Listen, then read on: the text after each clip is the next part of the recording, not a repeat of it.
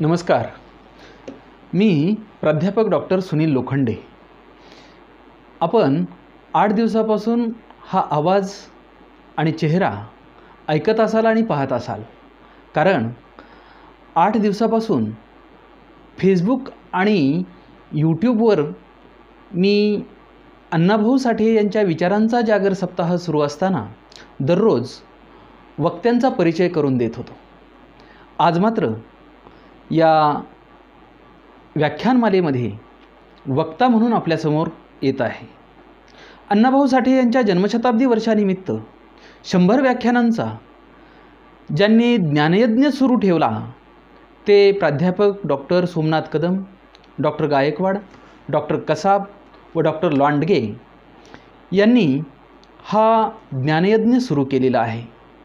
आजपर्यंत अनेक ज्ञानवंत, विचारवंत, प्रज्ञावंत अशा प्रकारच्या वक्त्यांनी या आपल्या अभ्यासरूपी विचारांच्या समिधा या ज्ञानयज्ञामध्ये टाकलेल्या आहेत.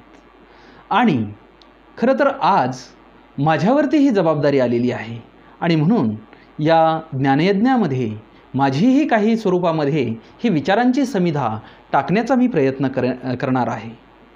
प्रथमतः राष्ट्रपुरुषांना व त्यांच्या कार्याला मी वंदन करतो आणि जन्मशताब्दीचे औचित्य साधून या व्याख्यानमालेचे ज्यांनी आयोजन केले त्या सर्व आयोजकांना प्रथमतः धन्यवाद देतो व ज्यांच्यासाठी ही व्याख्यानमाला आयोजित केली ते सर्व तुम्ही आत्ता पाहणारे आणि जेव्हा कधी वेळ मिळेल तेव्हा फेसबुक लाईव्हच्या माध्यमातून किंवा यूट्यूबच्या माध्यमातून पाहणारे तुम्ही सर्व अण्णाभाऊ साठे यांच्या साहित्यावरती आणि विचारांवरती प्रेम करणारे सर्वजण.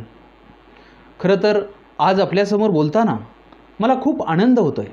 याचं कारण हा एक माझ्या बाबतीमध्ये इतिहास घडतो आहे.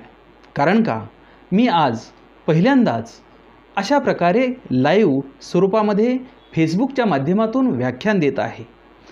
खरं तर मी आत्तापर्यंत जयंतीला जात होतो, पुण्यतिथीला जात होतो, भाषणं करत होतो आणि भाषण करत असताना पुढं समुदाय असायचा आणि भाषणाच्या वेळी त्या समुदायापुढं मी माझ्या व्याख्यानाची किंवा भाषणाची सुरुवातच अशी करायचो की इथं जमलेल्या माझ्या बंधू भगिनीनो, त्याचप्रमाणे नातेवाईक पाहुणे मंडळीनो आणि गावकरी मंडळीनो, त्याचप्रमाणे ज्याला कामं आहेत असे सर्वजण, परंतु घरात बसून ऐकणाऱ्यांनो, अशा प्रकारचं ज्यावेळेस मी म्हणायचो की घरात बसून ऐकणाऱ्यांनो, त्यावेळेस पुढं सगळा हाशा पिकायचा, मलाही गंमत वाटायची आणि आम्ही खरं तर हे गमतीनं घ्यायचो. कधी असा स्वप्नातही विचार केला नव्हता की अशा प्रकारचं गमतीचं बोलणं हे सत्यात उतरेल, परंतु या करोनारूपी आजारानं, या करोनारूपी महामारीनं हे सत्यात उतरवलेलं आहे. करोनाच्या माध्यमातून करोनाच्या आजारामुळं खरं तर आजारानं ह्या जगभर थैमान घातलेलं आहे. अमेरिका, इटली या देशांमध्ये हजारोंच्या संख्येनं मृत्यू झालेले आहेत आणि याला कुठला लस नाही, कुठलं औषध नाही आणि त्याच्यावरती फक्त एकच उपाय आणि तो म्हणजे लॉकडाऊनचा हवा होता. आणि लॉकडाऊनचा हवा होता त्यामुळं भारत देशाने सुद्धा त्याची काळजी घेऊन भारतातल्या सरकारनं आणि महाराष्ट्रातल्या सरकारनं अशा प्रकारची पावलं उचलली आणि लॉकडाऊन आपल्याकडं घोषित केलं. पहिल्यांदा 15 दिवस झाले, 10 दिवस झाले, 15 दिवस झाले, महिना झाला, 1.5 महिना झाला, 2 महिना झाला आणि अशा प्रकारे हळूहळू हे लॉकडाऊन वाढत गेलं आणि लोकांना त्याची सवय होत गेली. वास्तविक पाहता लोकांना सवय झाल्यामुळं कोरोना संघ कशा प्रकारे जगावं लागेल, कशा प्रकारे वागावे लागेल हेही लोकांना कळू लागलं आणि म्हणून लोक खरं तर घरात बसू लागली आणि आपली सुरक्षितता राखू लागली. याच माध्यमातून खरं तर मी म्हणणारे, मला फार काम आहे, मला वेळ नाही, अशा प्रकारचं नेहमी म्हणणारी माणसंसुद्धा घरात बसायला लागली. एवढंच नाही तर तयार होऊन घरी जाताना किंवा घरातून बाहेर जाताना त्यांच्या लक्षात यायला लागलं की आपण बाहेर गेलो तर नक्की काय होऊ शकतं. टी व्ही जर सुरू केला तर त्याच्यावरती दररोज मृत्यूचा आकडा दिसत होता आणि ह्या अशा प्रकारची भयानकता पाहिल्यानंतर जे बाहेर जायला निघालेले होते ते घरातच बसत होते आणि म्हणून हे घरात राहणं या लोकांच्या हळूहळू अंगवळणी पडू लागलेलं होतं. याच दरम्यानच्या काळामध्ये राष्ट्रपुरुषांच्या जयंत्या आल्या, काही सण आले, सण साजरे होऊ लागले, परंतु हे सगळं घरातच बसून साजरे होऊ लागलं. खरं तर आपल्या दृष्टीनं सगळ्यात महत्त्वाचं हे 2020 हे वर्ष होतं आणि ते म्हणजे अण्णाभाऊ साठे यांच्या जन्मशताब्दीचं हे वर्ष होतं. विविध माध्यमातून जन्मशताब्दी कशा प्रकारची साजरी करायची, कशा प्रकारे आयोजन करायचं, कसं त्याचं नियोजन करायचं, लोकांपर्यंत कसं पोहोचायचं, अशा प्रकारचा विचार करून सर्व संस्थांनी, सामाजिक संघटनांनी त्याचा उहापोह केलेला होता. परंतु या सर्वावरती कोरोनारूपी आजारानं हे सगळं पाणी पाडलेलं आहे. परंतु असं जरी असलं तरी ज्याप्रमाणे काही गोष्टींवरती आपल्याला मात करता येते, तशा प्रकारचे काही प्रमाणात कोरोनावरती सुद्धा मात करून या अण्णाभाऊ साठे यांच्या जयंतीचं औचित्य साधून 100 व्याख्यानांचं किंवा 100 व्याख्यानांचे हे जे फेसबुक लाईव्हच्या माध्यमातून आयोजन केलं आणि प्रबोधनाचं काम सुरू केलं, त्यामुळं मला या आयोजकांना पुन्हा एकदा धन्यवाद द्यावेसे वाटतात. खरं तर आजपर्यंत विविध वक्त्यांनी अण्णाभाऊंच्या विविध पैलूंवरती, विचारांवरती अतिशय सखोल अशा प्रकारचा प्रकाश टाकलेला आहे. एवढंच नव्हे तर आज 62वं व्याख्यान देत असताना मला सांगावंसं वाटेल, अतिशय अभिमानानं सांगावंसं वाटतं की आत्तापर्यंत 61 व्याख्यानामध्ये इतका सुंदररित्या अण्णाभाऊ साठे यांच्या विचारांच्या पैलूंवरती उहापोह केलेला आहे, प्रकाश टाकलेला आहे की आज फक्त फकीरा नाव उच्चारलं किंवा फकीरा कादंबरी म्हणून सांगितलं तर त्याच्यातला राणू मांग जोगणीसाठी कशा प्रकारे आपल्या जीवाचं बलिदान देतो हे लक्षात येतं. त्याचप्रमाणे फकीरा आपल्यासमोर उभा राहतो की ज्यानं धान्य लुटून आणलेलं आहे आणि मांगवड्यातल्या आणि म्हारवड्यातल्या लोकांना सांगतो आहे की जोपर्यंत शेवटचा दाना शिल्लक राहत नाही तोपर्यंत सगळ्यांना तो अगदी समप्रमाणात वाटावा. अशा प्रकारचं हुबेहूब वर्णन आपल्याला नुसतं नाव घेतलं तरी लक्षात येतं. याचं कारण म्हणजे आत्तापर्यंत मांडलेली वक्त्यांनी सर्व हे मांडलेलं आहे. अशा प्रकारच्या कितीतरी कादंबरी सांगता येतील. आवडी असेल, माकडीचा माळ असेल, वारणीचा वाघ असेल, अशा प्रकारच्या ह्या ज्या नुसत्या उच्चारल्या तरीसुद्धा आपल्यासमोर त्याचं चित्रण आपल्या उभा राहायला लागतं. आणि म्हणूनच खरं तर या काळामध्ये अण्णाभाऊ साठे यांच्या साहित्यांचं एक वैचारिक मंथन झालेलं आपणास दिसून येतं. खरं तर हे पाहत असताना अण्णाभाऊ साठे यांना त्यांची कुठली विचारसरणी होती याविषयीसुद्धा चर्चा झाली, याविषयीसुद्धा उहापोह झाला. आणि हे होत असताना वेगवेगळ्या प्रकारे कशा प्रकारेचा विचार अण्णाभाऊंचा होता हे दाखवण्याचा, हे मांडण्याचा सुद्धा प्रयत्न झालेला आहे. त्यामध्ये काही जणांनी आपल्या अभ्यासाप्रमाणे, काही विचारांप्रमाणे आणि चिंतनाप्रमाणे अण्णाभाऊ साठे हे समाजवादी विचारसरणीचे होते, मार्क्सवादी विचारसरणीचे होते अशा प्रकारचं मांडलं. तर काही जणांनी आंबेडकरवादी होते अशा प्रकारचंही त्यांनी मांडलेलं आहे. परंतु मला असं वाटतं, माझ्या आत्तापर्यंतच्या अभ्यासाने आणि विचारांती मी इथंपर्यंत पोहोचलेलो आहे की अण्णाभाऊ साठे हे ना आंबेडकरवादी पूर्णपणे होते, ना पूर्णपणे समाजवादी विचारसरणीचे होते, तर ते एक व्यवहारवादी होते. कारण का, अण्णाभाऊ साठे यांनी जो समाजामध्ये, जो धर्माधर्मामध्ये, जो जातीजातीमध्ये आणि जो अवतीभोवती जो व्यवहार पाहिला, समाजामधला असेल किंवा धर्माधर्मामधला असेल, जो व्यवहार पाहिला, त्यामधून त्यांनी ही व्यवहारवादी विचारदृष्टी ही त्यांनी अनुसरलेली आपल्यास दिसून येते. आणि म्हणूनच खरं तर अण्णाभाऊंच्या साहित्याचं वैशिष्ट्य मला एक दिसतं की अण्णाभाऊंच्या साहित्यामध्ये कुठल्याही एका जातीचा उहापोह केलेला नाही, कुठल्याही एका जातीचं उदात्तीकरण केलेलं नाही. आणि म्हणून जो शोषित आहे, जो वंचित आहे, जो दुर्लक्षित आहे, अशा प्रकारच्या सर्वांना घेऊन, सर्वांचा विचार घेऊन त्यांनी इथं आपल्या साहित्यामध्ये ही मांडणी केल्याचं आपणास दिसून येतं. खरं तर अशा प्रकारच्या विचारांमुळे, साहित्याच्या मांडणीमुळे अण्णाभाऊ साठे यांना एका जातीच्या चौकटीमध्ये बसवणं म्हणजे त्यांच्यावरती अन्याय करण्यासारखंच होईल. वास्तविक पाहता आपल्या देशामध्ये ही जातीयता आणि धार्मिकता ही घट्ट असल्यामुळं खरं तर त्याच्यातून ते बाहेर काढणं हे आपलं खरं क्रमप्राप्त आपल्याला आहे किंवा आपलं काम आहे. आणि म्हणूनच खरं तर आपल्या देशातसुद्धा पात्रतेपेक्षा जातीला महत्त्व दिलं जातं. आणि म्हणून जात ही अतिशय महत्त्वाची अशी आजकाल ठरू लागलेली आहे.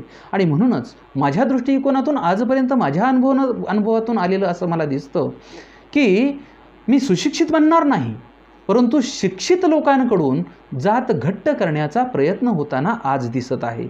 म्हणून मला प्राचार्य शिवाजीराव भोसले यांचं एक वाक्य आठवतं की ते नेहमी म्हणायचे की जी जाता जात नाही ती जात. बघा, जी जाता जात नाही ती जात, अशा प्रकारची ही जात आहे. आणि म्हणून ही जाती व्यवस्था ही घालवण्यासाठी किंवा जाती व्यवस्था नाहीशी होण्यासाठी आपण काहीतरी केलं पाहिजे, आपण काहीतरी मांडलं पाहिजे, अशा प्रकारचा विचार हा साहित्यरत्न अण्णाभाऊ साठे यांच्या डोक्यामध्ये हा पूर्वीच आलेला दिसून येतो. खरं तर त्यांनी आपल्या साहित्यामधून सुद्धा वेगवेगळ्या धर्माची, वेगवेगळ्या जातीची ही जी पात्रं आहेत ती पात्रं एकत्रित आणून ही कशी एकमेकाला मदत करतात ते दाखवण्याचा प्रयत्न केलेला आहे की जेणेकरून या कादंबऱ्या वाचून या माणसांमध्ये काहीतरी परिवर्तन व्हावं, असाच त्यांचा उद्देश असावा. आणि म्हणूनच या विभागलेल्या जातींना त्यांनी एकत्रित आणण्याचा प्रयत्न केला. खरं तर अण्णाभाऊंना जातीयतेचा प्रथम अनुभव हा शाळेतच आलेला आहे. आपल्याला माहिती आहे की 1.5 दिवसांची अण्णांची शाळा. पहिल्या दिवशी अण्णांना त्यांचे वडील भाऊ साठे शाळेत घेऊन गेले आणि मास्तराकडं त्यांना दाखल करून आले, त्यांच्या ताब्यात देऊन आले. ज्यावेळेस अण्णा शाळेत बसले त्यावेळेस त्यांना ते लक्षात आलं की वेगवेगळ्या जातीची मुलं ही वेगवेगळ्या रांगेमध्ये बसलेली आहेत. ब्राह्मणाच्या मुलांची एक रांग आहे, मराठ्यांच्या मुलांची रांग एक आहे, चांभाराच्या मुलांची रांग आहे. एवढंच नव्हे तर मांगा महारांच्या मुलांची सुद्धा एक रांग आहे. तिथंच त्यांच्या लक्षात आलं असावं की जात व्यवस्था कशा प्रकारची आहे. कारण त्यांना वाटत असावं की बाहेर आहे ते आहे, परंतु ज्ञान देणाऱ्या किंवा माहिती सांगणाऱ्या शाळेमध्ये सुद्धा अशा प्रकारचं ही जाती व्यवस्था असलेली दिसली. आणि म्हणूनच त्यांच्या साधारणतः ते 9-10 वर्षाचे त्या काळामध्ये असावेत. आणि म्हणून त्यावेळी हा संस्कार हा त्यांच्या मनावरती झाला असेल हे नक्कीच मला वाटतं. आणि म्हणून हे पाहिल्यानंतर एवढंच नाही तर त्यांच्यामध्ये ती शिवाशिव किंवा स्पृश्यास्पृश्यता ही सुद्धा दिसून आली. कारण ब्राह्मणांची मुलं मराठ्यांना शिवून घेत नव्हती, मराठ्यांची मुलं चांभारांच्या मुलांना शिवून घेत नव्हती. आणि एवढंच काय तर चांभाराची मुलं मांगा महाराच्या मुलांना शिवून घेत नव्हती आणि शिवतही नव्हती. आणि म्हणून हे दिसल्यानंतर खऱ्या अर्थानं त्यांच्या मनामध्ये जाती व्यवस्थेविषयी त्याच काळामध्ये एक देशाची आणि ती उलथवून टाकण्याची ही एक वृत्ती त्यांच्या मनामध्ये निर्माण झाली असावी. असंच एका वेळी घरामध्ये अण्णाभाऊ साठे, त्यांचे वडील आणि त्यांचं कुटुंब घरामध्ये बसलेलं होतं. आणि बसलेलं असताना त्यांच्यामध्ये चर्चा चाललेली होती. चर्चा अशी चाललेली होती की ह्या जातीयतेविषयी चाललेली होती, समतेविषयी चाललेली होती, बंधुतेविषयी चाललेली होती, कायद्याविषयी चाललेली होती. आणि म्हणूनच असं बोलत असताना त्यांचे वडील म्हणजे भाऊ साठे हे सांगत होते की ही जातीची उतरण कशा प्रकारची आहे, आपण कसं खालच्या जातीचं आहोत, आपण कसे खालच्या जातीच्या पायरीवरचे आहोत. त्यांनी एक उदाहरण दिलेलं होतं, अतिशय सुंदर उदाहरण होतं. आणि ते उदाहरण म्हणजे ते एका मंदिराचं होतं. ते असं होतं की मंदिरामध्ये ज्याप्रमाणे पायऱ्या असतात त्या पायरीप्रमाणे ही जातव्यवस्थेची पायरी आहे. आणि त्या मंदिराच्या शेवटच्या किंवा सर्वात खालच्या पायरीचे किंवा त्या जातीचे आपण आहोत. आणि म्हणून त्यांनी असं सांगत असताना त्यांनी लगेच अण्णाभाऊ साठे यांना ते लक्षात आलं. आणि अण्णाभाऊ साठे यांनी त्यांच्या वडिलांना विचारलं, जर आपण अशा प्रकारची ही आपली हे जे खालची पायरी आहे आणि वरची पायरी आहे, तर वरच्या पायरीवरती जाताना खालच्या पायरीवरूनच जावं लागेल. मग जर वरच्या पायरीवर जायचं असेल तर ही लोक काय उडून जातात का काय? अशा प्रकारचा ज्यावेळेस ते प्रश्न मांडतात त्यावेळेस त्यांच्या लक्षात येतं की ही जात व्यवस्था ही कशा प्रकारे एकमेकाला लागून असणारी आहे. परंतु इथं मात्र तसं झालेलं नाही, तर काही उच्च जातीचे तर काही कनिष्ठ जातीचे अशा प्रकारचा इथं विचार झालेला आहे. ह्या बोलत असताना, ही चर्चा करत असताना त्यांची चर्चा पुढं सरकते आणि त्यांचे वडील म्हणजे भाऊ साठे म्हणतात की हे पण दिवस जातील, शिवाशिव जाईल, कारण आता सरकार बदलेल, आता राज्य बदलेल, इंग्रजांचं राज्य बदलेल. हे का भाऊसाठी म्हणतात? कारण का त्यांना तशा प्रकारचा अनुभव आलेला होता. हा अनुभव कशा प्रकारचा होता? तर अण्णाभाऊंचे वडील म्हणजे भाऊ साठे हे मुंबईला काम करत असताना इंग्रजांच्या समोरील जी बाग होती त्या बागेमध्ये किंवा त्या गार्डनमध्ये माळी काम करत असत, बागकाम करत असत. आणि बागकाम करत असताना ते जाताना गेल्या किंवा काम झाल्यानंतर त्या इंग्रजांच्या बंगल्यातील चहा त्यांना दिला जात असे. आणि तो चहा जो दिला जात असे तो चहा ते जे वापरत असत त्याच कपबशीमधून दिला जात असे आणि ती कपबशी ते घेऊनही जात असत आणि ती वापरत असत. हे त्यांना एक वेगळ्या प्रकारचा अनुभव होता. कारण का आपण ज्या देशात जन्मलो, ज्या मातीत वाढलो, त्या मातीतली त्या देशातली हे माणसंसुद्धा आपल्याला पैसे देऊन घेतलेला चहासुद्धा एका वेगळ्या कपबशीमध्ये देतात आणि आपली कपबशी वेगळ्या ठिकाणी ठेवतात आणि तीच परत आपल्याला देतात. याचं वैषम्य त्यांना वाटलेलं होतं. आणि म्हणून जर इंग्रजांचं राज्य आलं तर हे सगळं समानतेचं येईल, शिवाशिव राहणार नाही, स्पृश्यास्पृश्यता राहणार नाही आणि आपण एका पातळीवरती येऊ, अशा प्रकारचं अनुभवातून भाऊ साठे हे बोलत होते. अशा प्रकारचं अण्णाभाऊंच्या लहानपणीच हे विचार हे त्यांच्या डोक्यामध्ये रुजत होते. आणि हे जे संस्कार आहेत तेच पुढं आपल्याला त्यांच्या साहित्यामधून किंवा त्यांच्या मांडणीमधून हे दिसताना आपल्याला लक्षात येतं. त्यांच्या साहित्याची मांडणीसुद्धा एक वेगळ्या प्रकारची आहे. लोकांना कशा प्रकारचं रुचेल, लोकांना कशा प्रकारचं आवडेल, अशा प्रकारचं स्वच्छंदित असं त्यांचं लिखाण आहे. आणि म्हणूनच आपल्या देशातच नव्हे तर संपूर्ण जगातल्या वाचकांचं त्यांच्या साहित्यांवरती खरं तर इतकं प्रेम जडलं. मी तर म्हणेन की त्यांच्या साहित्यावरती वाचकांच्या उड्या पडल्या आणि प्रसिद्ध झालं. आणि म्हणूनच जगभर विविध भाषांमध्ये त्यांचं साहित्य भाषांतरित झालेलं आहे. अण्णाभाऊंचं लेखन कल्पनेवरती नव्हतं तर ते वास्तववादी होतं. त्यांच्या साहित्यातली पात्र जी होती ती आपली वाटत होती. जेव्हा आपण त्यांचं साहित्य किंवा कथा कादंबऱ्या वाचतो त्यावेळेस ती कथा वाचत असताना आपण तिथं नायक आहोत, आपण तिथं नायिका आहोत, अशा प्रकारचं चित्र आपल्यासमोर उभं राहतं. आणि म्हणूनच हे खरं तर कुणी मोठं म्हणूही ना म्हणू, परंतु खरं तर सर्वांना आपल्याला हे हवंसं वाटणारं अशा प्रकारचं हे साहित्य आहेत. त्यांच्या साहित्यामध्ये ज्या नायक आहेत, नायिका आहेत, त्या लढाऊ आहेत, अन्यायाविरुद्ध बंड करणारे आहेत, प्रस्थापित व्यवस्थेविरुद्ध पाऊल उचलणारे आहेत. आणि म्हणूनच आपल्याला दिसून येतं की ज्या विविध कथा त्यांनी मांडल्या त्या कथांमधून सुद्धा त्यांचं चित्रण किती वास्तवरूपी असलेलं आपणास दिसून येतं.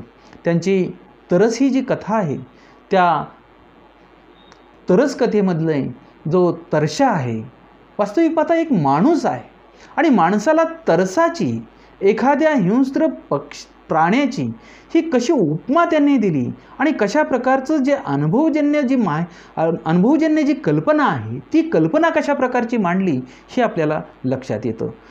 तरसमधले एक छोटंसं त्यांनी सांगितलेलं आहे, त्याच्याविषयी तरसाविषयी किंवा तरशाविषयी त्यांनी एक मांडलेला आहे. तो कसा दिसत होता? त्याचा चेहरा लांबट होता आणि डोकं वरून चपटं होतं. त्याचे डोळे वाटोळे आणि तांबारलेले होते. त्याच्या नाकाखाली 50-60 केस होते. त्याच्या मिशा होत्या. त्याची सगळी मान डावीकडे वाकडी झाली होती. उजवीकडच्या माणसाशी बोलण्यासाठी त्याला संपूर्ण वळून बघावं लागत होतं. त्याचे दोन्ही पाय गुडघ्यात वाकडे होते. त्यामुळं तो 2 हात आणि 2 गुडघे अशा 4 पायांवर अगदी तरसासारखा चालत होता. चालताना त्याचे वळलेले 2 पाय त्याच्या ढुंगणावर लयबद्ध पद्धतीनं लागत होते. तो बोलला की विहिरीत बोलावा तसा आवाज बराकीत घुमत होता आणि हसू लागला की कुत्रं किंवा गाढव भुंकल्यासारखी किंवा ओरडल्यासारखा त्रास होत होता. आणि सर्वात वाईट म्हणजे त्याचा भयंकर चेहरा सदैव रडत असल्यासारखा भासत होता. दिसत होता. आता ह्या त्यांच्या तरशाच्या वर्णनावरून आपल्याला एक लक्षात येतं, एक दिसतं की कशा प्रकारचं अनुभवजन्य त्यांनी ते इथं मांडलेलं आहे, कशी कल्पना त्यांनी मांडलेली आहे. आपल्याला लक्षात येईल की जर इथं एखादा साहित्यिक किंवा व्यवस्थेमधला जर साहित्यिक असता तर त्यांनी काय सांगितलेलं असतं की तो बोलला की एखाद्या डोंगरावर जाऊन दरीतून जसा आवाज घुमावा तशा प्रकारचा त्याचा आवाज येत होता. त्याचप्रमाणे तो जर हसला तर एखाद्या पडत्या पाण्याच्या धबधब्यासारखा त्याचा आवाज येत होता. अशा प्रकारची मांडणी कुठं, जे पाहिलं नाही ते मांडणी कुठं, आणि वास्तवामध्ये जे पाहिलेलं आहे, जे अनुभवलेलं आहे ती मांडणी कुठं. खरं तर अण्णाभाऊंनी हे मांडलेलं हे पाहिलेलं असावं. एखाद्या कोरड्या विहिरीमध्ये ज्यावेळेस तुम्ही उतरता आणि उतरल्यानंतर तुम्ही जेव्हा बोलता त्यावेळेस लक्षात येतं की कशा प्रकारे बोललं म्हणजे कसा आवाज घुमतो हे आपल्या लक्षात येतं. आणि म्हणून अण्णाभाऊ साठे यांनी विहिरीमध्ये उतरून ते अनुभवलं असावं आणि म्हणूनच ते मांडलं असावं. वास्तविक पाहता याच कथेमध्ये त्यांनी अगदी सांगण्याचा सुद्धा प्रयत्न केलेला आहे. तो प्रयत्न कशा प्रकारचा आहे तर तरशाचा स्वभाव चांगला आहे, अतिशय आत्तापर्यंतचा तो लहानाचा मोठा झालेला आहे, परंतु त्याचं एक अपंगत्व आहे आणि अपंगत्व असल्यामुळं त्या अपंगत्वाच्या माध्यमातून तो फारसा असा उंच वगैरे होऊ शकला नाही आणि म्हणून त्याचे जे सवंगडी आहेत ती सुद्धा पोरं आहेत, साधारणतः 10, 12, 15, 18 वर्षाची ही मुलं आहेत आणि मुलं असल्यामुळं साहजिकच तो त्यांच्यामध्येच खेळत होता, त्यांच्यामध्येच रमत होता. आणि म्हणूनच इथंसुद्धा या तरस या कथेमधून अण्णाभाऊंनी सांगण्याचा प्रयत्न केलेला आहे की माणूस चांगला असतो, परंतु तो जर वाईटांच्या किंवा ज्यांच्या संगतीत तो राहतो तशा प्रकारचं त्याचा विचार बदलत जात असतो. एवढंच नाही तर त्यांनी असं सांगण्याचा प्रयत्न केला की जर समजा एखाद्या माणसाला डिवचलं तर तो माणूस काहीही करायला तयार होतो. अहंकार त्याचा जर दुखावला तर तो काहीही करायला तयार होतो. आणि म्हणूनच या तरस या कथेमध्ये सुद्धा असाच प्रकार त्यांनी लिहिलेला आहे किंवा सांगितलेला आहे. नथीबाई नावाची एक सुंदर मुलगी लग्न होऊन सासरी आलेली असते. आता हा तरशा खरं तर लग्नापासून वंचितच असतो, लग्न त्याचं होऊ शकत नाही. मगाशी आपण पाहिलं त्याची कशा प्रकारचा तो आहे. आणि म्हणून त्याच्या मनामध्ये सुद्धा या नथीबाईविषयी एक चांगल्या प्रकारचं किंवा ती पाहू वाटते त्याच्याविषयी भावना होती, म्हणून तो तिला दररोज पाहत असतो. अशा प्रकारे एके दिवशी ती घराच्या बाहेर भांडी घासत असते आणि तोही लांबून तिला पाहत असतो. तेवढ्यात 10-12 मुलं येतात, त्याची सवंगडी येतात आणि सवंगडी आल्यानंतर त्याच्याबरोबरची मुलं खेळणारी आल्यानंतर त्याच्यातलं एक मुलगा म्हणतो, काय रे तरशा, कशावर टपलाय? त्यावर दुसरं म्हणतं, अरे नथीवर टपलाय. त्यावेळेस तिसरं म्हणतं, अरे काय टपलाय, उचल की तिला. ज्यावेळेस उचल की तिला म्हटलं त्यावेळेस खरोखरच याच्या मनामध्ये त्या प्रकारची भावना त्याच्या मनामध्ये निर्माण झाली. वास्तविक पाहता त्यानं म्हटल्यामुळं त्याच्या मनात तर अगोदर होतंच, परंतु त्याला तसं वाटू लागलं आणि वाटू लागल्यामुळं खरं तर तो त्या दिवसापासून संधी शोधू लागला. आणि एके दिवशी त्याने तो सगळं पाहिलं आणि त्याला तशी संधीही प्राप्त झाली आणि तो एका रात्री तिच्या घरामध्ये शिरला. घरामध्ये शिरल्यानंतर जे घडायचं ते घडलं आणि त्याला पोलिसांनी तुरुंगात नेला. असं एक वेळा झालं नाही, 2 वेळा झालं नाही, 3 वेळा झालं नाही, तर 6 वेळा या तरशानं अशा प्रकारचं कृत्य केलं आणि त्यामुळं त्याला तुरुंगात जावं लागलेलं होतं. तुरुंगामध्येच आता तुरुंगाची त्याला भीती वाटत नव्हती. तो आला की तशा प्रकारचं काहीतरी करून तो परत तुरुंगात जात होता. आणि म्हणूनच खरं तर हा तरशा जो आहे तो तरशा हा का अशा प्रकारचं वागू लागला होता तर सुरुवातीला जर त्या पोरांनी त्याला डिवचलं नसतं, त्याच्या अहंकाराला जर हुंकार दिला नसता, तर हे असं घडलं नसतं. परंतु अण्णाभाऊ साठे यांना तरच या कथेमधून दाखवायचं आहे की एखाद्या माणसाला जर अशा प्रकारचं जर त्याला कोणी हुसकावलं किंवा डिवचलं तर तो काहीही करायला तयार होतो. आणि म्हणूनच खरं तर या एका कथेमधून एक सांगण्याचा किंवा मांडण्याचा प्रत्येक कथांमधून किंवा प्रत्येक कादंबरीमधून त्यांनी प्रयत्न केलेला आहे. सुलतान कथा अशाच प्रकारची आहे. या सुलतानाला पोटाला पोटभर खायलाही मिळत नाही आणि म्हणून तो कोणतंही काम करायला तयार असेल, पडेल ते काम करायला तयार असते, परंतु त्याला काम मिळत नाही. आणि म्हणून तो कामाच्या शोधामध्ये तो फिरत असतो आणि फिरता फिरता एका हिंदूच्या पानाच्या दुकानामध्ये पानाला चुना लावण्याचं आणि सुपारी कातरण्याच्या कामासाठी तो राहतो. काही दिवस उलटतात, परंतु त्याला मिळणाऱ्या पगारामधून त्याचं पोटसुद्धा भरत नाही. तो वारंवार आपल्या मालकाला तो विनंती करतो की माझा पगार वाढवा, वेतन वाढवा, परंतु तो पगार वाढवत नाही. शेवटी त्याच्या लक्षात येतं हा पगार का वाढवत नाही. त्यावेळेस त्याच्या विचारानं, त्याच्या अंतर्मनानं असं ठरवलेलं असतं किंवा असा मनामध्ये विचार केलेला असतो की हा मालक जो आहे तो हिंदू आहे आणि मी जो आहे तो मुस्लिम आहे आणि मी मुस्लिम असल्यामुळं हा हिंदू मालक कसल्याही प्रकारचं माझं पगार वाढवत नाही. आणि म्हणून इथं अतिशय छोटी ही गोष्ट आहे, छोटी ही घटना आहे, बाब छोटी आहे, परंतु अण्णाभाऊंनी आपल्या या कथेमधून त्यांनी हिंदू मुस्लिमामधला कसा भेद त्या काळामध्ये होता हा भेद दाखवण्याचा त्यांनी पुरेपूर प्रयत्न केलेला आहे.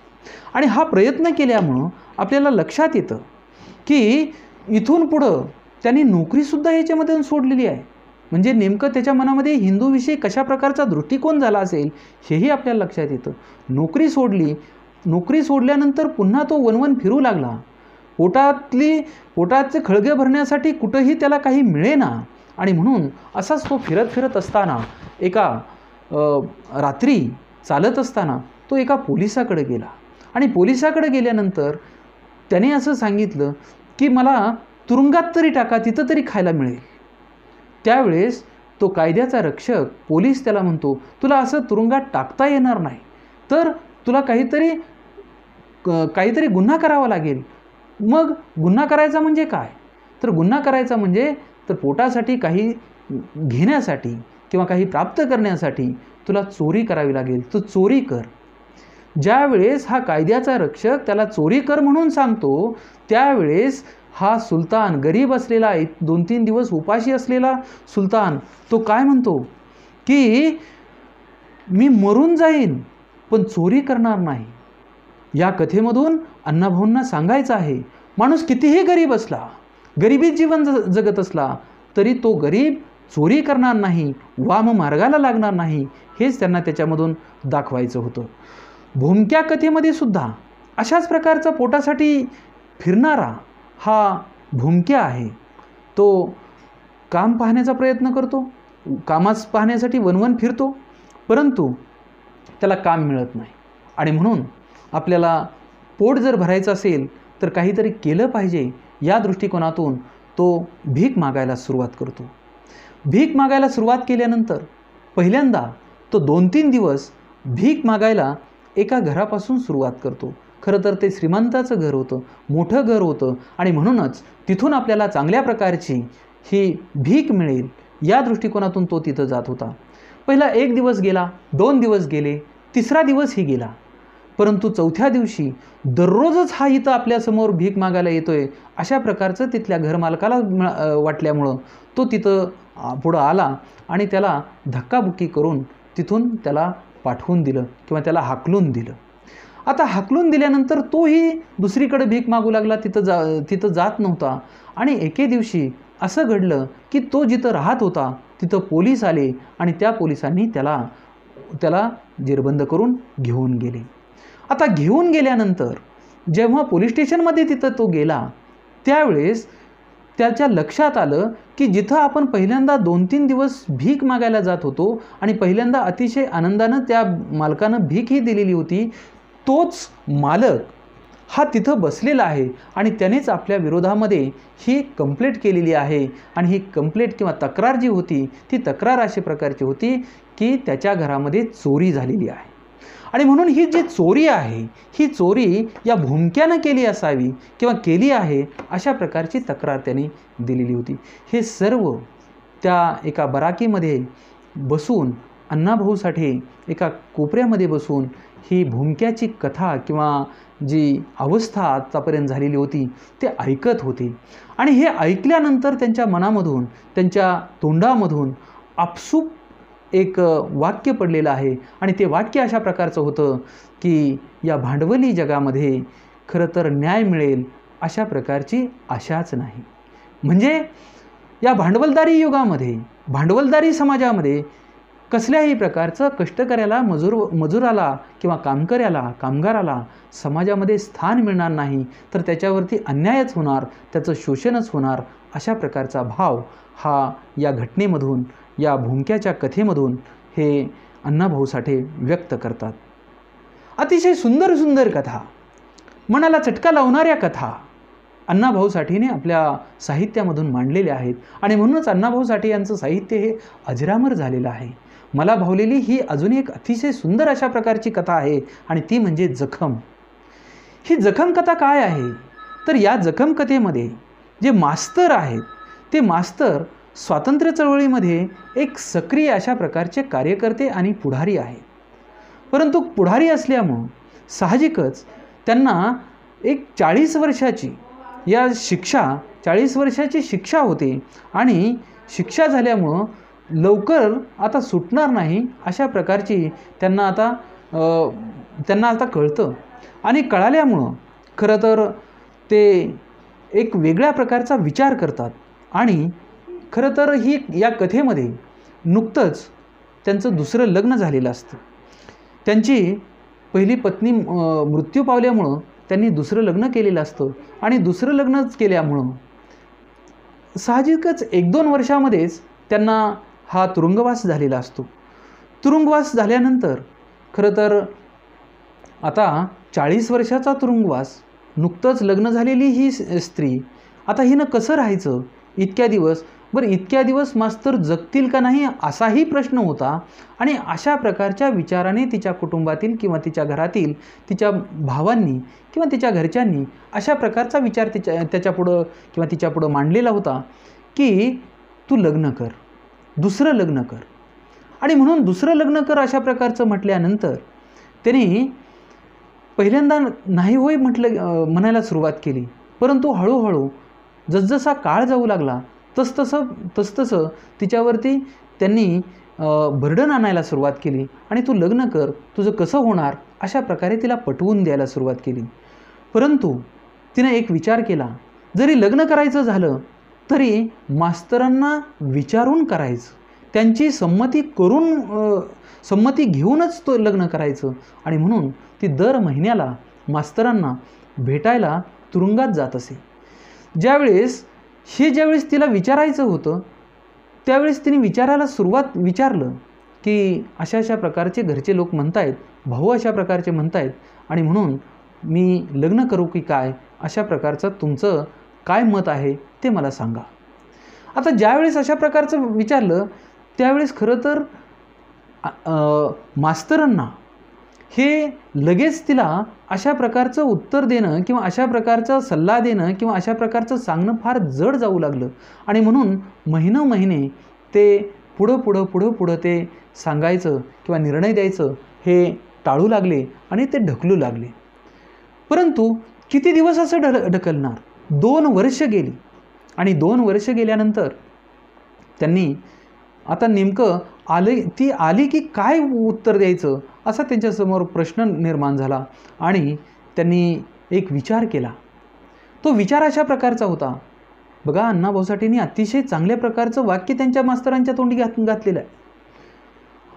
ते मास्तर स्वतःशीच म्हणतात, अरे तू स्वतःकडे बघ ना, जेव्हा तुझी पत्नी वारली त्यावेळेस तू किती दिवस थांबलास?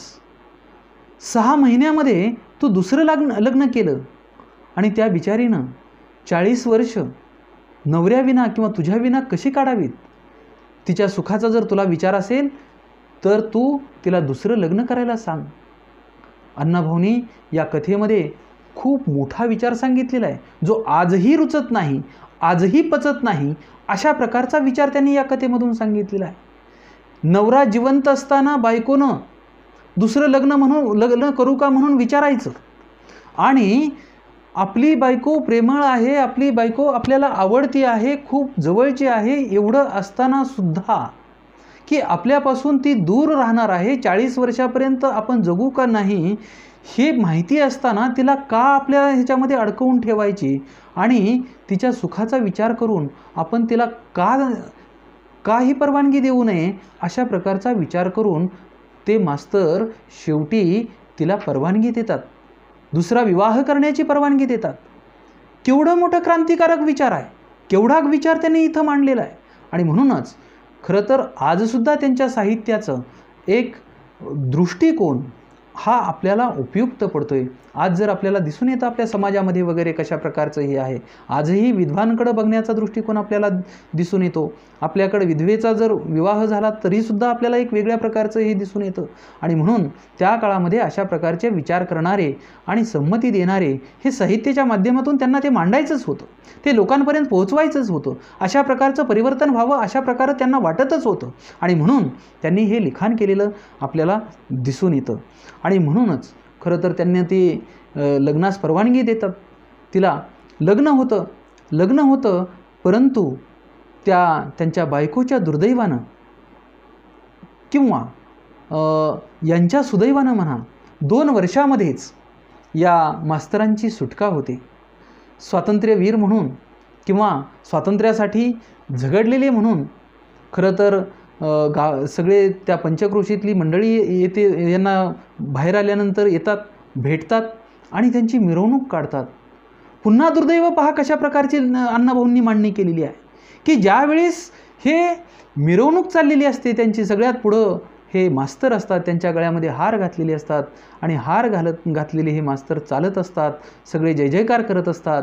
आणि त्याच वेळी त्याच रस्त्यावर असणारी त्यांची जी पत्नी, जिनं 2 वर्षापूर्वी लग्न केलेलं होतं, ती पत्नी ती पुढं उभा राहून दारामध्ये ती मास्तरांकडे पाहत असते. काय वाटलं असेल त्या मास्तरांना आणि काय वाटलं असेल त्यांच्या त्या पत्नीला. खरंच ही घालमेल जी आहे, ही घालमेल दाखवण्याची जी कला आहे, कल्पकता आहे, ती अण्णाभाऊ साठे यांच्यामध्येच असलेली आपणास दिसून येते. आणि म्हणूनच हे जखम ही जी कथा आहे ती मला खरोखरच खूप भावलेली आहे. क्रौर्य कथासुद्धा अशाच प्रकारची आहे. क्रौर्य कथामध्ये काय दिसून येतं की जर एखाद्याने आपल्यावरती जीव ओवाळून टाकला, जर जीवापाड प्रेम केलं, तर जर समजा त्याला जर धोका दिला, त्याच्याशी कृतज्ञपणे वागलात, तर त्याला शिक्षा केल्याशिवाय तो माणूस राहत नाही, कारण त्याचा तो विरोधाचा स्वभाव हा उफाळून येतो. हेच त्यांनी त्याच्यामध्ये दाखवलेलं आपणास दिसून येतं. वास्तविक पाहता या कथेमध्ये गोपी, शमा, किसन ही पात्र ही आपल्याला दिसून येतात. गोपी आणि शमा ह्या दोघीही भीक मागून जगणारे आहेत. बघा, अण्णाभाऊंनी आपल्या कथांमधून ही पात्रसुद्धा कशा प्रकारची दाखवलेली आहेत. एक सर्वसामान्य पात्र आहेत, ज्यांना पोटाचं खळगं भरण्यासाठी वनवन फिरावं लागतं आहे, अशा प्रकारची ही माणसं त्यांनी दाखवलेली आहेत. ही गोपी आणि शमा ह्या मायलेकी आहेत, भीक मागून गुजराण करणारे आहेत. परंतु शमा जी आहे ती तरुण व्हायला लागलेली आहे, आता सुंदर दिसायला लागलेली आहे. आणि म्हणून सुंदर असलेल्या आणि आपल्याला कसल्याही प्रकारचा आसरा नसल्यामुळं आपल्या ह्या सुंदर पोरीवरती कुणाचा तरी डोळा बसेल, कुणीतरी तिचा वापर करेल, या दृष्टिकोनातून ती गोपी जी आहे ती तिला आंघोळसुद्धा करू देत नाही. तिला मातीचं आवरण असल्यासारखं तिला वागवते आहे. दुसरी गोष्ट, तिला फाटकी कपडे देते आहे, फाटकी कपडे घालायला लावते, कारण का त्याच्यातून तिचं सौंदर्य दिसू नये, हाच एक हे होता. ती अमरावतीकडे निघालेली असते अमरावतीकडे काहीतरी मिळेल म्हणून अशा प्रकारचं तिला कळालेलं असतं आणि त्या दोघी ती मार्गस्थ असतात. हे वाटचाल करत असताना त्यांच्या लक्षात येतं की ती आजारी पडलेली आहे आणि आजारी ताप आल्यामुळं ते एका झाडाखाली थांबलेले असतात. झाडाखाली थांबलेला असताना तिथून हा किसन 20-22 वर्षाचा हा जो मुलगा आहे तो मुलगा त्यांच्याकडे पाहतो आणि तोही अशाच प्रकारचा अनाथ असल्यामुळं तो त्यांच्याजवळ जातो आणि त्यांच्याजवळ गेल्यानंतर त्यांना सांगतो की चला माझ्या घरी चला. त्याच्या घरी नेतो, आसरा देतो, साबण देतो, साबणानं आंघोळ करायला सांगतो, कपडे धुवायला सांगतो आणि त्यांना स्वच्छ अशा प्रकारचं राहायला सांगतो. दिवस हळूहळू उलटत असतात.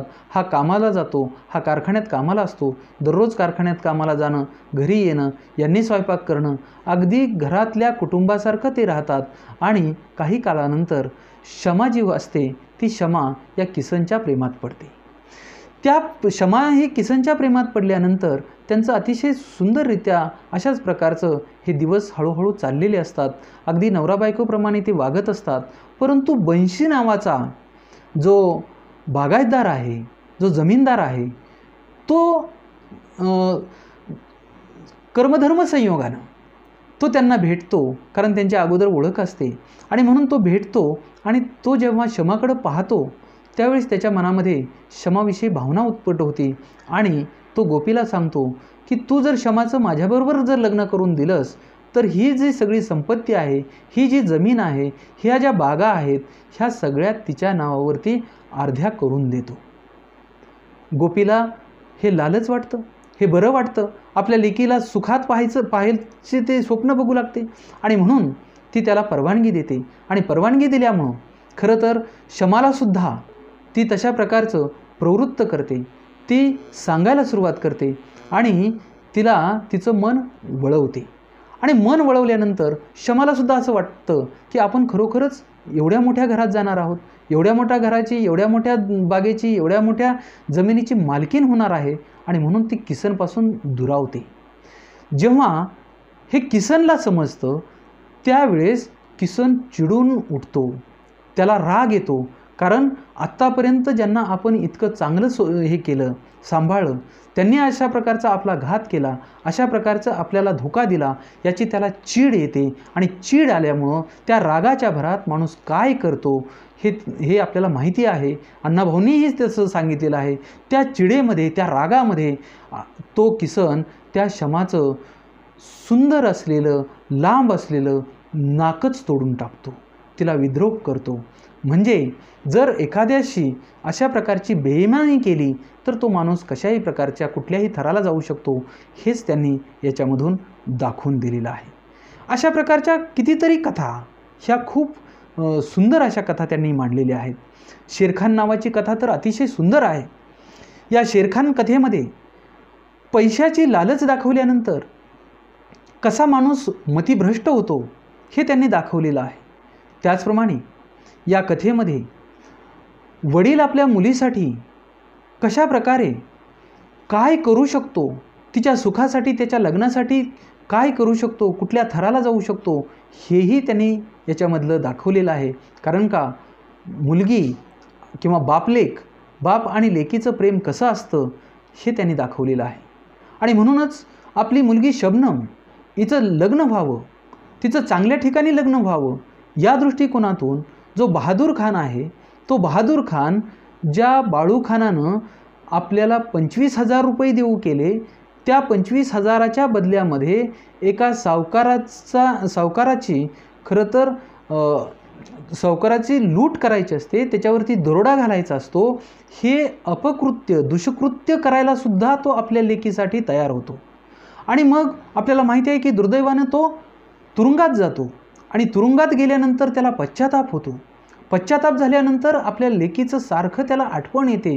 आपण ज्या लेकीसाठी 25,000साठी आपण या दरोड्याच्या गुन्ह्यामध्ये आपण सामील झालो, ते साध्य झालं नाही, आपल्या मुलीचं आपण लग्न करू शकलो नाही, अशा प्रकारची त्याला खंत वाटू लागते.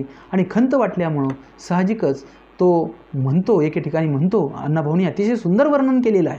आणि ते वर्णन अशा प्रकारचं आहे की जर माझ्या शबनमचं लग्न झालं तर मी 50 वर्ष जगेन, आणि जर शबनमचं लग्न झालं नाही तर मी 50 दिवससुद्धा जगणार नाही. बाप लेकीमधलं जे प्रेम आहे, उत्कट अशा प्रकारची भावना आणि प्रेम, हे त्या अण्णाभाऊंनी या कथेमधून दाखवलेलं आहे.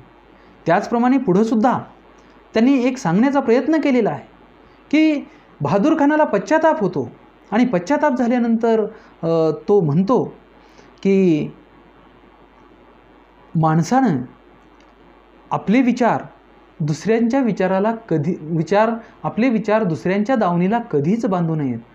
म्हणजे अण्णाभाऊंनी यामधून हे सुद्धा दाखवण्याचा प्रयत्न केलेला आहे की स्वतः आपण निर्णय घ्यावा, विचार करावा, आणि विचाराअंतीच पाऊल टाकावं, दुसऱ्याच्या म्हणण्यानं वागू नये, नाहीतर घात होण्याची शक्यता असते. अशा प्रकारचं या शेरखान या कथेमधून सुद्धा अतिशय सुंदर अशा प्रकारचं हे सांगितलेलं आहे. अनेक कथांविषयी आपल्याला सांगता येईल, अनेक कथांविषयी बोलता येईल, कारण प्रत्येक कथेमधून त्यांनी एक बोध दिलेला आहे, एक समाजाला समज दिलेली आहे, आणि त्यांनी सांगण्याचा प्रयत्नसुद्धा केलेला आहे.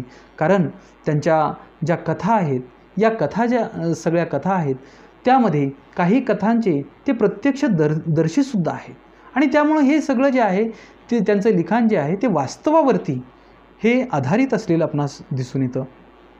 त्यांच्या कथामधून त्यांचा विचार हा स्पष्ट होतो, त्यांना काय म्हणायचं होतं, त्यांना काय सांगायचं होतं हे कळतं, आणि यामुळेच जे त्यांनी पाहिलं, जे भोगलं, जे अनुभवलं, तेच त्यांनी मांडण्याचा प्रयत्न केलेला आहे. त्यांची वास्तव अशा प्रकारची ही मांडणी आहे, आणि म्हणूनच त्या वास्तवाचं जग किंवा वास्तव हे मांडल्यामुळं अनेकांना हे साहित्य भावून गेलं, आपलंसं वाटलं. वास्तविक पाहता या इतिहासामध्ये सद्यस्थितीमध्ये सबल्टर्न हिस्ट्री नावाचा एक प्रवाह निर्माण झालेला आहे, आणि अतिशय वेगानं तो प्रसिद्ध व्हायला लागलेला आहे, लोकांपर्यंत पोहोचायला लागलेला आहे. हा सबल्टर्न हिस्ट्री म्हणजे तरी काय? तर सबल्टर्न हिस्ट्री म्हणजे वंचितांचा इतिहास, ज्या इतिहासामध्ये वंचित, दुर्लक्षित, उपेक्षित अशा लोकांचा याच्यामध्ये अभ्यास केला जातो. डॉक्टर रणजित गुहा यांनी हा प्रवाह मांडलेला आहे. परंतु मला असं वाटतं की त्यांच्या फार पूर्वी अण्णाभाऊंनी आपल्या साहित्यामधून, कथामधून या वंचितांच्या, उपेक्षितांच्या आणि दुर्लक्षितांच्या व्यथा आणि कथा मांडलेल्या आहेत, आणि म्हणून वंचितांच्या इतिहासाचे खरे जनक हे माझ्या दृष्टीनं अण्णाभाऊ साठेच असल्याचं मला दिसून येतं. खरं तर खूप आपलं बोलणं झालं, खूप याच्यावरती विचार मांडला मी, परंतु मला असं वाटतं की अण्णाभाऊ साठे यांच्या विविध पैलूंवरती संशोधन व्हायला हवे आहे. खरं तर संशोधन व्हायलाही सुरुवात झालेली आहे. काही लोक त्याच्यामध्ये आता PhD करायला लागलेली आहेत, कित्येक लोक MPhil करायला लागलेले आहेत. परंतु काही अपवाद वगळता एक खंत वाटते, काही अपवाद वगळता हे मातंग समाजातील लोक जास्त प्रमाणात अण्णाभाऊ साठे यांच्या साहित्यावरती हे विवेचन करत आहेत, संशोधन करत आहेत. खरं तर अण्णाभाऊंचं लिखाण हे अन्यायाविरुद्धचं आहे, शोषणाविरुद्धचं आहे, दलित वंचितांचं प्रतिनिधित्व करणार आहे, आणि म्हणून ते एका जातीचं नाही, सर्वांचं आहे. आणि म्हणूनच आपण सर्वांनी अशा प्रकारचं चिकित्सकपणे अभ्यास करून अण्णाभाऊ साठे यांचं कार्य किंवा अभ्यास, त्यांचं साहित्य आणि त्यांच्या साहित्याची मांडणी पुढे आणावी, अशा प्रकारची मी अपेक्षा व्यक्त करतो आणि माझ्या वाणीला पूर्णविराम देतो. धन्यवाद.